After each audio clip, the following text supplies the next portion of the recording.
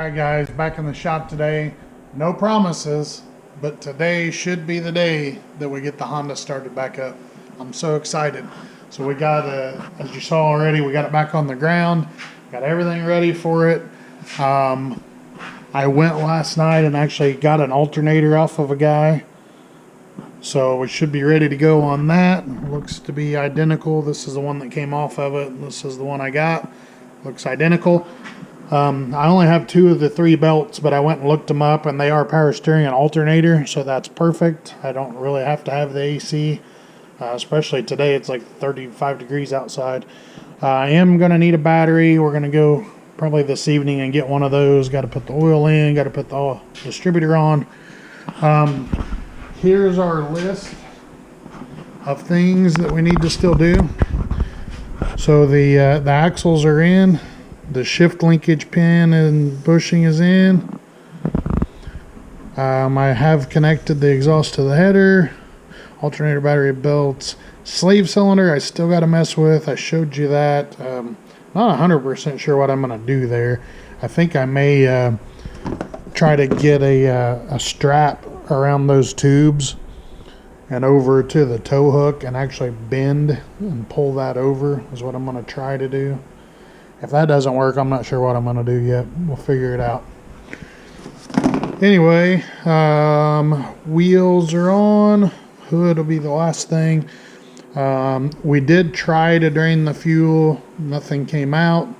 Cold air intake, valve cover, slave cylinder, battery, oil, cap, and plug wires. So,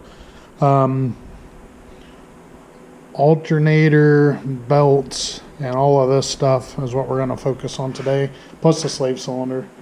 I'm try to get that figured out because I'd like to drive the car, obviously. If I'm going to get it running, I'd like to go ahead and take it for a spin. So thanks to all of you that have followed along with this. Hope you're excited too to see this thing up and run once again finally. Please subscribe if you haven't. I got some more content coming, other cool stuff going on. So stick with us. Well, I lied. Had to jack it back up. There's really no way to get that alternator down through the top, so I'm going to stick it up through the bottom where it goes. Hopefully I can squeeze it in past the jack shaft and everything. And then I figured it'd be easier to get down there to that header with the straps and try to pull it over with it jacked up too.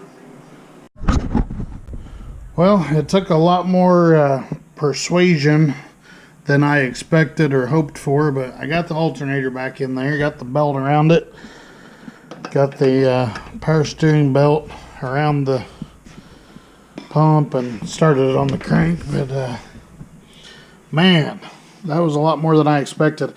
I actually had to separate the bottom ball joint, pull the axle back out, pull the short shaft all the way back out. Had to do all that to get room to get the alternator up in there. And then I fought with getting it in between the bracket.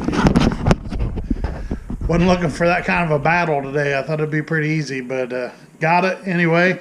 Just got to keep on going, chug along. Sometimes things don't go well, but you just got to push through and keep on going. So got it done now, and we'll keep on plugging and hopefully get this thing fired up today.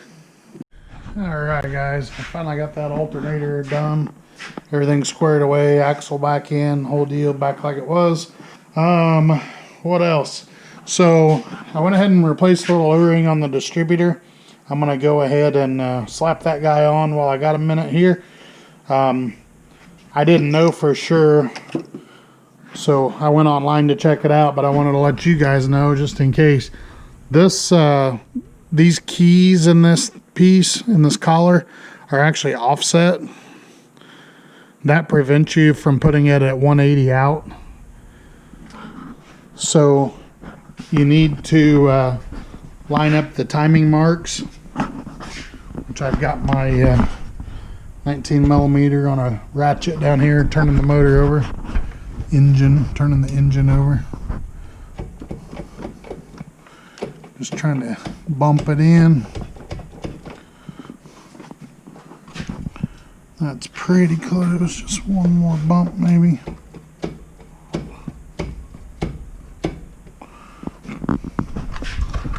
That looks pretty good.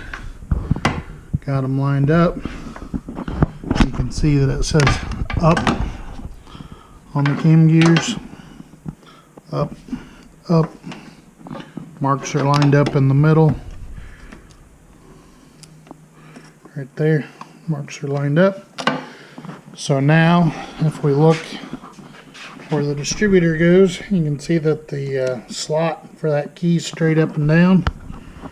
And it looks like it is offset to my right just a little bit. So I'm going to turn that distributor so that it matches.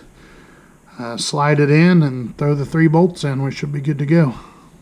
So I'm going to turn this so it's offset to the right, looking at it this way.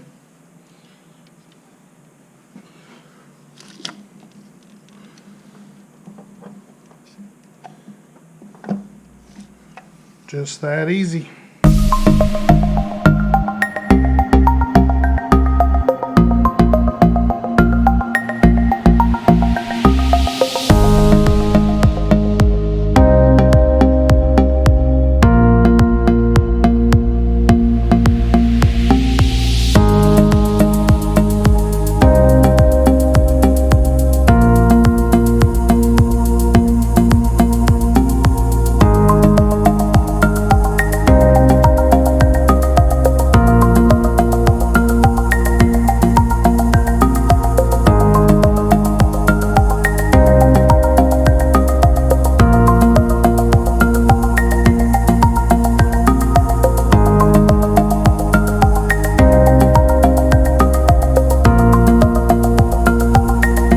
That's it for the top side, guys. It looks like a Honda B series again. Heck yeah.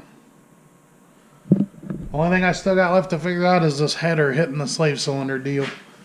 Let's go ahead and look at our list here. So, cold air intake, I got it sitting there. I have the IAT plugged in. I'm going to leave it off the throttle body just in case I want to give it a shot of carb cleaner to help it get started. So we're going to go ahead and mark that off. Valve cover is on. Slave cylinder is the big thing we got left. Battery, we're good. Cap, plug wires, good. Battery, slave cylinder, hood, and coolant is where we're at. So we are just about done with this thing, guys. Getting really excited. It's been a long time, long time. So hopefully today's the day we can get her fired up. Guys, I'm not proud of this, but I got it on there. I don't normally do redneck stuff like this, but this header is just wrong. It was apparently a header for a cable trans. So as you can see, I made a dent in the tube, and then I also took my whiz wheel and cut the end of the slave cylinder bleed screw off. So got it in there, got it to fit. Not proud of it. I don't know if I'll even put this in the video or not, because I don't do things like that. But we're in a time crunch. This house is sold. We got to get this thing back together and able to drive. I can fix it later. So that's where we're at for now. Guys, I'm not even sure if this is real right now. I'm so excited to have this thing back together. One complete piece. I'm just getting ready to hook up the battery, and we'll kick the key on and try to listen if the fuel pump primes. And other than that, we're ready to start it.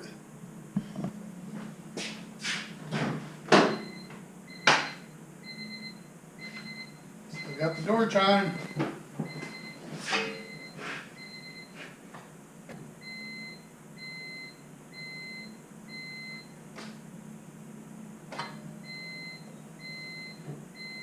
I hear the fuel pump for sure.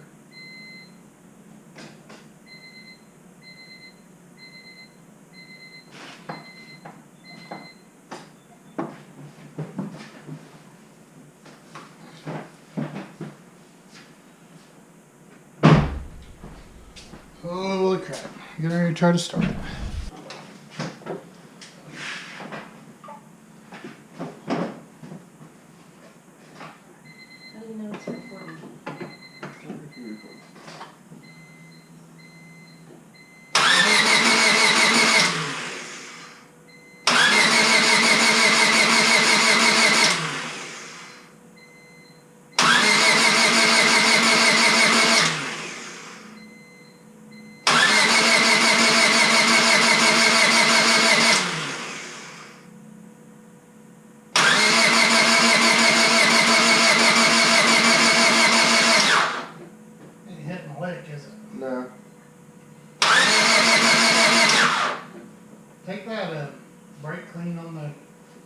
bench there. Give me just a little squirt in the throttle body.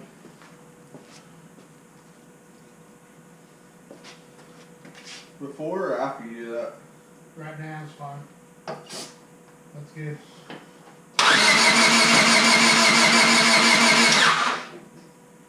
Oh, another one.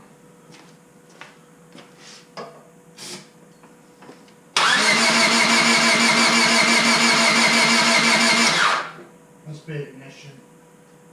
Yeah, it's not even going at all. Shoot! That was boring. Thanks for waking us up. Were you asleep, kid? Not really, but I have been all morning.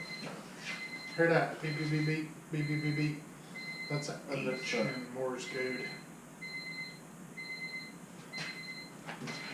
Why is your car talking Morse code to you? Because Honda's always had that beep, beep, beep, beep. Oh, But when the door's open or the... it's an H in Morse code for Honda. That's pretty cool. I didn't know that. Well, guys, as you saw, it didn't start. So that sucks, but it's okay. We'll fix it. I remembered when we brought the car here first, Brendan and I got it started on the battery charger and let it run just a little bit, and then it died and I couldn't get it started again. So I'm assuming that something went bad then, either burn it up because we were not giving it enough voltage, or it just went bad, whatever. But I assume we still have the same problem. Probably a coil, or that's my guess so far. I forgot to film it. We did test spark. I pulled the number one plug wire off, stuck another plug in it, and laid it on the ground strap and cranked it while Brendan watched, and he said it did not have spark. So yeah, so I'm gonna go ahead now and look in the computer with my my OBD reader and my phone and see if there's anything there. Make sure we're getting an RPM signal, and that'd be a good first step. If we are, then that's probably even more sign that it is a coil. I'll have to get online and find some wiring diagrams so that I know where to test for power and ground and make sure that's happening. But I did find there's an ignition fuse over there by the battery, and then there's another ignition fuse under the steering wheel, like up under the knee bolster. Both of those fuses were good, so it's possible that it has a broken wire somewhere, but I think it's probably more likely that the coil or the little igniter module in there or something went bad in the distributor. So if that's the case, we'll have to see how much the parts are. I actually have an MSD box that I ordered for this thing a long time ago. I wanted to convert it to an external coil with an MSD box. So if whatever part's bad is going to cost very much, then it'll probably be just as easy and better off in the long run just to put an external coil with the MSD box on it. So we'll see what we got. So you can see on here, we have a, where's it at? It says revs, 0.0 RPM. So what I want to do is crank it over and make sure that we get a number there, and that'll tell me that the crank sensor is working at least.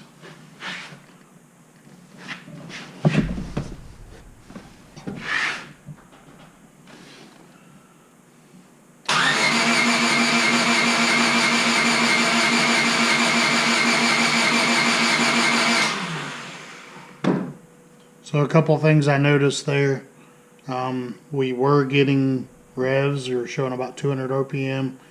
The boost reading changed to negative 1.2, I think. So that tells me the map sensor is working. And I was trying to look at the timing advance. I think it was moving to on wipers.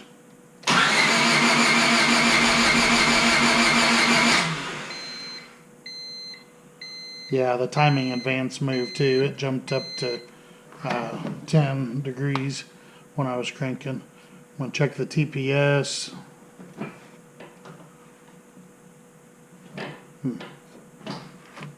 Oh, there it goes. TPS is working.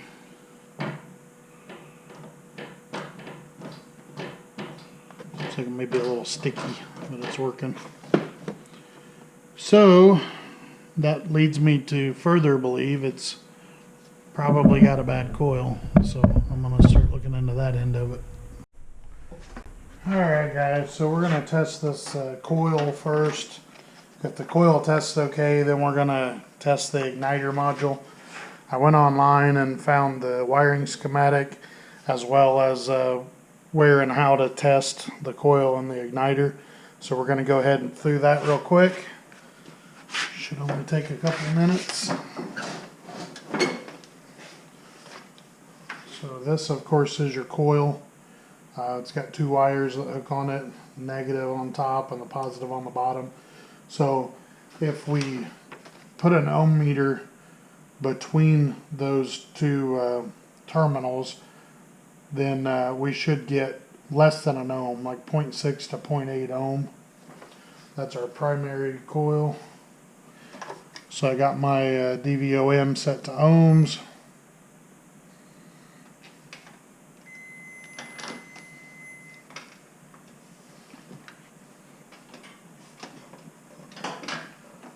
We're looking here for 0.6 to 0.8.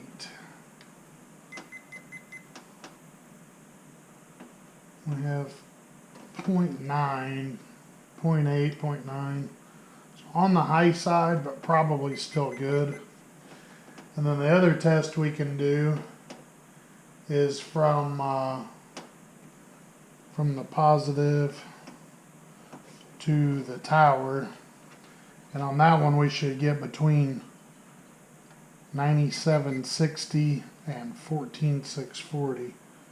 So we got 9280. Again, it's a little low, but not enough that I wouldn't think it would be working. That was cool.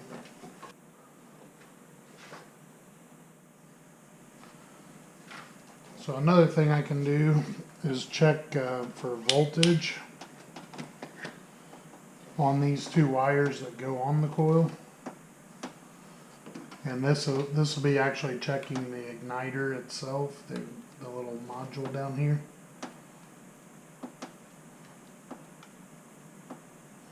I'm also still at this point assuming that I have power because I checked the coils and they were good. But I guess I technically don't know. I might have to take this over here so that I can see it while I'm cranking.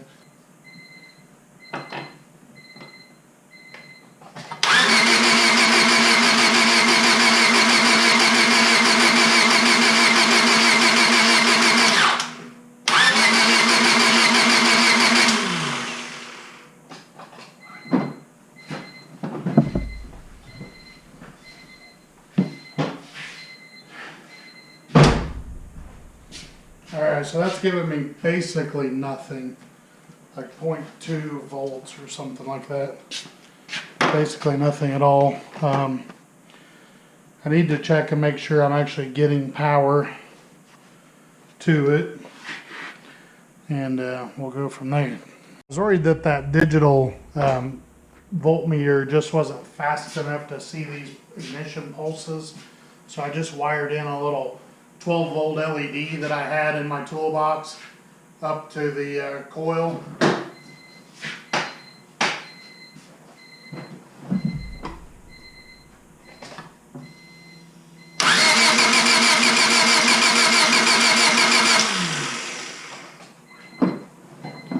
So as you can see there, the igniter module is giving the coil signal to fire. So now I'm really confused. I don't know if our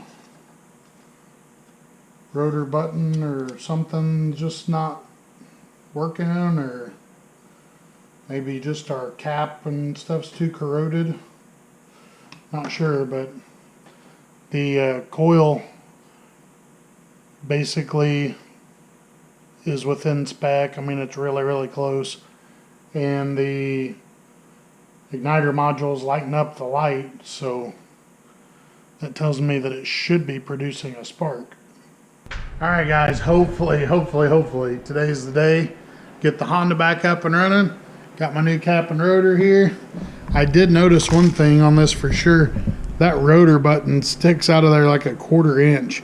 The one that's on the car now just barely sticks out, so it may not even be hitting the rotor at all. So that may be the whole problem right there. So I'm going to throw this new cap and rotor on real quick, and hopefully she'll fire up and be ready to go. Alright guys, new cap and rotor is on. Moment of truth, part 2.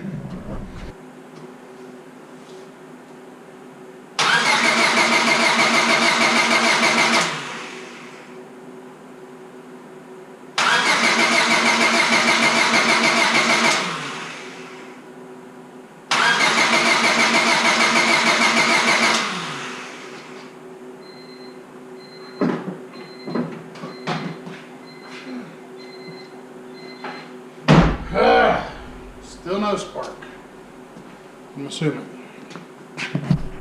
Well guys, I'm really not 100% sure if this is it or not, but I did notice a spot on the coil here that looks like it's been sparking. So that sits in the distributor. Sits in the distributor this way. So if it was sparking out of that, it'd be sparking directly up to the aluminum housing, which would explain why there was nothing coming out of the spark plug wires. I also ohm tested this thing again. Oh, I just noticed right there. Looks kind of like a crack too. But I also ohm tested it again, and now it's only showing me just over 8,000 ohms, like 8070. The spec I found was 9760 to 14640, so it's below that bottom end. So between that mark and the ohms, I'm just gonna order a coil, or try to find one locally would be even better, so I can work on it tomorrow. Okay guys, back in the shop one more time with this Honda. Again, hopefully today is the day. I got the new coil here, nice AutoZone special. So we're going to slap this guy on and give it a whirl. Hopefully that'll take care of it.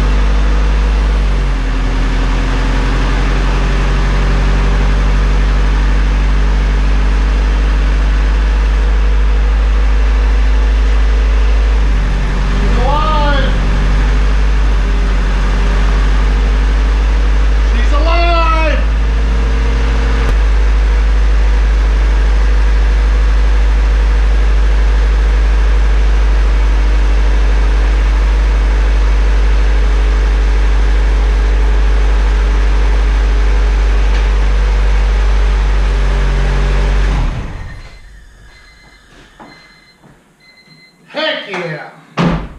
That's what I'm talking about. Heck yeah, guys, that's what I'm talking about.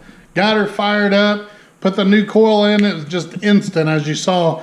Ran a little rough at first, smoothed itself out, sounds awesome. So I almost forgot that it doesn't have coolant in it yet, so we'll have to get that buttoned up. So anyway, that's gonna be it for this video. Got it running. That's a major step. I'm super happy right now. Thank you for watching. Please give us a subscribe, a like, a comment. Let us know what you like, what you don't like. Come back with another video. We'll go ahead and get the coolant in it, get everything topped off, and then hopefully go take it for its first drive since it's been resurrected. So thanks for watching, and we'll see you on the next one.